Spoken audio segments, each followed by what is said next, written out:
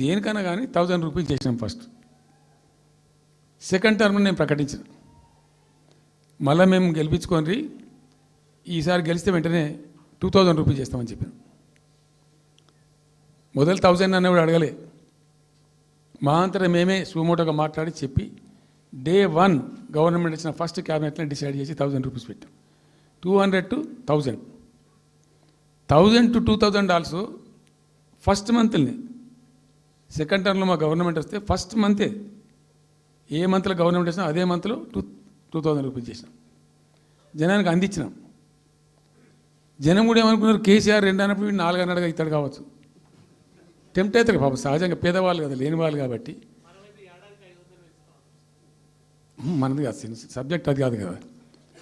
ఈయన 2 ఇచ్చిండు కదా, 200 2000 చేసిండు, ఈడు తప్ప 4000 చేస్తాడేమో అనే ఆశలో మా కోటేసే ఉద్దేశం ఉన్న ప్రజలు కూడా ఈ మాయల పడి పాపం టెంప్ట్ అయిపోయి గోల్మాల్ అయిపోయి ఓట్లు వేసినారు.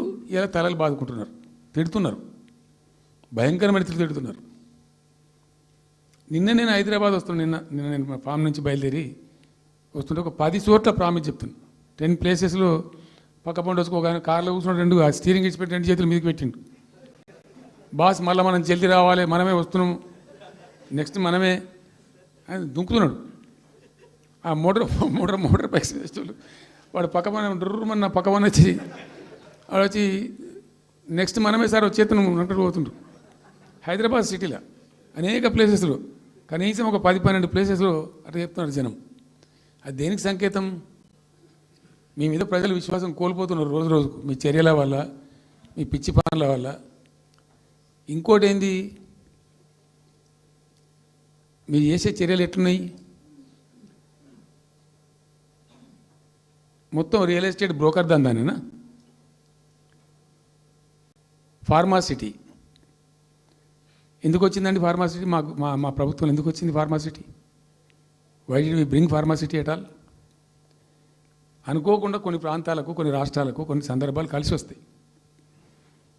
భారత ప్రభుత్వం ఆనాడు ఉన్నటువంటి నెహ్రూ గారి ప్రభుత్వంలో ఈ ఫిలకు వ్యాధి, కలరా వ్యాధి వ్యాపించి ప్రజలు ముబ్బడిగా చచ్చిపోయేది.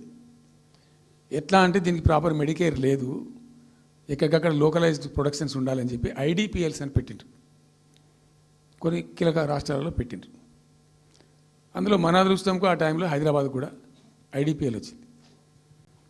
ఐడిపిఎల్ యొక్క పుణ్యమా అని దాంట్లో నుంచి కొంతమంది నేర్చుకొని బయటకు వచ్చి, డాక్టర్ అంజిరెడ్డి కూడా ఐడిపిఎల్ ఎంప్లాయ్, బయటకు వచ్చి వాళ్ళు స్వయంగా పెట్టి చాలా విస్తరించారు, చాలా అంటే చాలా విస్తరించారు.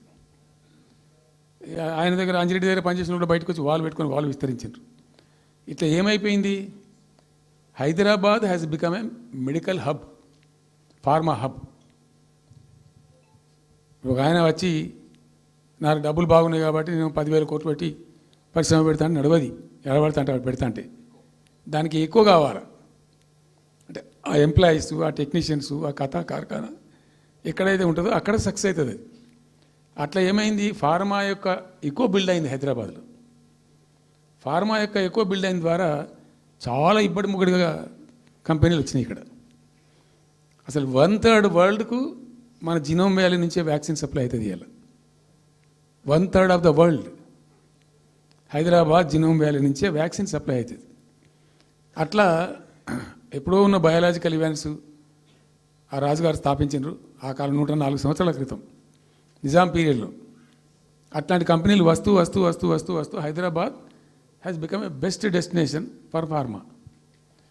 అయితే ఏమవుతుంది, ఆ రసాయనిక వ్యర్థాలు ఏవైతే ఉంటాయో అవి కొద్ది కారకాలు ఉంటాయి, ఇబ్బందులు కలిగిస్తాయి.